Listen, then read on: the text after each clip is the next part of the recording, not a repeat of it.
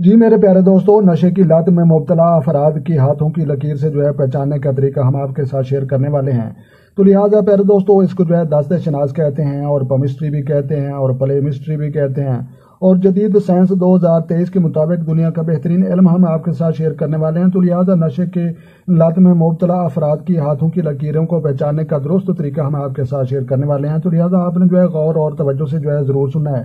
تو لہٰذا پیارے دوستو، نشے کی لت میں مبتلا افراد کی یہ دماغ والی لکیریں، ہیڈ لائن والی لکیریں، یہ آپ نے غور سے دیکھنی ہے۔ تو لہٰذا جہاں پر درست لکیر آپ کو کنفرم ایک لکیر صحیح طریقے سے آپ کو نظر نہیں آئے گی، تو لہٰذا یہ ان لکیروں کو سمجھنے کے لیے باقی لکیروں کو بھی کچھ سمجھنا ضروری ہے۔ تو لہٰذا انگوٹھے کے گرد گھومنے والی لکیر کو لائف لائن زندگی اور صحت کی لکیر کہا جاتا ہے، اور اس کے بعد انگلیوں کے نیچے پائی جانے والی عام لکیر جس کو ہارڈ لائن دل کی لکیر کہا جاتا ہے۔ تو لہٰذا ان دونوں کے درمیان سینٹر والی لکیر کو آپ نے غور سے دیکھنا ہے۔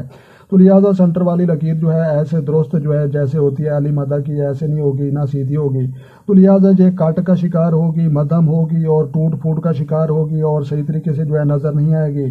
تو لہٰذا یہ ٹوٹ پھوٹ کا شکار مدھم نظر آنے والی لوگوں کی یہ اکثر نشے کی لت میں مبتلا ہو جاتے ہیں، اور نشے کی مبتلا لت میں اس لیے ہوتے ہیں کہ ان کی دماغ کی ٹینشن ہوتی ہے، ڈپریشن ہوتی ہے، اور بہت غصہ کرتے ہیں، اور ان کے دل ٹوٹتا ہے، اور بہت زیادہ دلی طور پر جب دکھی لوگ ہو جاتے ہیں تو ان کے لیے ایک ہی راستہ بچتا ہے کہ یا یہ نشہ کریں یا خودکشی کریں۔